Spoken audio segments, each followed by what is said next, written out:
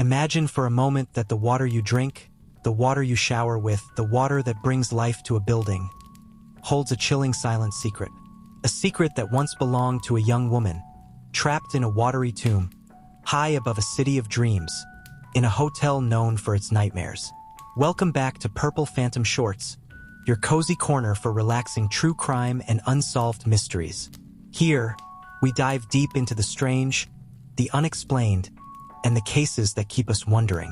Before we jump into today's baffling case, if you enjoy exploring these intriguing stories with me, please hit that like button, and if you haven't already, subscribe and ring that notification bell so you don't miss out on our next adventure into the unknown. It really helps the channel. Let's begin. Purple Phantom Shorts. Our story begins in January 2013 with a young Canadian student named Elisa Lam. Elisa was 21 years old, bright, adventurous, and on a solo trip exploring the west coast of the United States. Friends described her as a vibrant and curious soul, eager to experience new cultures and places. This solo journey along the west coast was a dream for her, a chance to explore and grow, documenting her adventures for her online followers, posting pictures from places like the San Diego Zoo. Her next stop was Los Angeles, and on January 28th, she checked into a hotel with a very long and, some would say, very dark past, the Cecil Hotel. The Cecil Hotel, located in downtown LA, has been around since 1924. It was once grand, but over the years, it earned a chilling nickname, the Suicide Hotel. But why? Because of the many sad and often mysterious deaths that happened within its walls. From people taking their own lives by jumping from windows, to even being home to infamous serial killers like Richard Ramirez, the Night Stalker.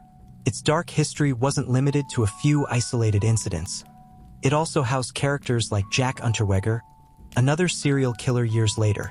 It was a place where strange things seemed to just happen. Elisa was supposed to check out on January 31st, but she never did. Her family back in Canada grew worried when she stopped calling them, which was very unusual for her.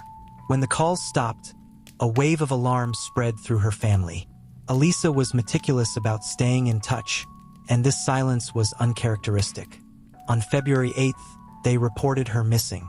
The police began searching within the hotel, checking her room and common areas, interviewing staff, but their initial efforts yielded no clues. It was like Elisa had simply vanished into thin air. Then, nearly 2 weeks after she disappeared on February 13th, the police released something truly baffling. It was a surveillance video almost 2.5 minutes long from inside one of the Cecil Hotel's elevators. This video would soon be seen by millions around the world, and it would leave everyone with more questions than answers. In the video, Elisa enters the elevator. She presses many buttons, but the doors don't close. She peeks her head out, looking left and right, as if waiting for someone or looking for something. Then, she steps completely out, stands by the elevator door, and makes strange hand movements, almost like she's waving at someone, or maybe even hiding. She gets back in, tries the buttons again, then finally leaves the elevator for good. After she's gone, the elevator doors finally close and go up, even though no one else got in. It was incredibly unsettling. People online became obsessed with this video. Some thought she was being chased. Others suggested she was seeing someone who wasn't there. Many pointed to her known medical history.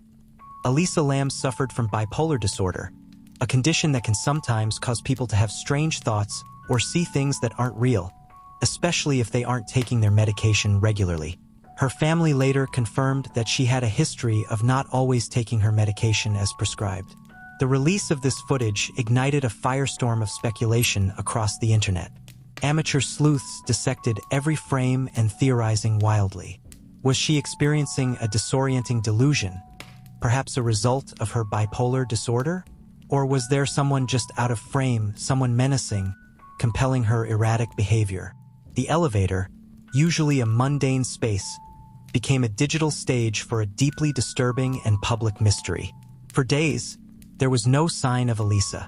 Hotel guests, meanwhile, started complaining about a strange problem. The water pressure in their rooms was very low, and some even said the water looked dark and tasted funny. The complaints grew increasingly alarming. Not just low pressure, but a distinctly foul odor, a strange discoloration, and an unpalatable taste in the water. It was so bad that hotel staff had to investigate. On February 19th, nearly 3 weeks after Elisa vanished, a hotel maintenance worker named Santiago Lopez went up to the roof to check the large water tanks that supplied water to the entire hotel. He found something chilling inside one of them. There, floating naked in one of the water tanks, was the body of Elisa Lam. Her clothes were found at the bottom of the tank. The hatch to the tank was closed. The discovery was horrifying. The thought that hotel guests had been using water from a tank where Elisa's body had been decomposing for weeks sent shivers down everyone's spine. The grim reality soon dawned on everyone for weeks. Guests had been bathing, drinking, and brushing their teeth with water that had been in contact with Elisa's decomposing body. The sheer public health nightmare of it sent shockwaves far beyond the hotel walls. The Los Angeles County Coroner's Office later ruled Elisa's death an accidental drowning. They said that her bipolar disorder was a significant contributing factor. They found no signs of foul play, no struggle marks, no sexual assault, and no illegal drugs in her system. The conclusion was that she had likely had a psychotic episode, somehow found her way to the roof, climbed into the tank, and then drowned. But how did she get onto the roof? The roof access was often locked, and there were alarms. Even with the official ruling, the logistical questions surrounding her death stubbornly persist. Access to the Cecil Hotel's roof was typically secured by locked doors and fire escapes, some even equipped with alarms. How did Elisa, presumably in a state of distress, bypass these security measures undetected? How did she get into the water tank, which was tall and hard to climb into? And then, how did the heavy lid get closed from the outside? The water tanks themselves were several feet tall, requiring a ladder or significant effort to climb into. And most baffling of all, the heavy lid of the tank, which requires effort to open, was found closed. How could she have closed it from the inside if she was alone? These questions have never been fully answered, leaving many to believe there's more to Elisa Lam's story than what the official reports say. Was it truly just a tragic accident fueled by mental illness? Or does the Cecil Hotel still hold onto one of its many dark secrets?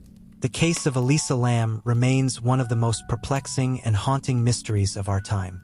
And that brings us to the end of today's video. What do you think happened to Elisa Lam? Share your thoughts respectfully in the comments below. If you found this story intriguing, please give it a thumbs up. And if you're new here, don't forget to subscribe and hit that bell icon to join our community of mystery lovers. Your support helps me bring more of these fascinating cases to you. Thanks for watching, and I'll see you in the next one. Stay safe and curious.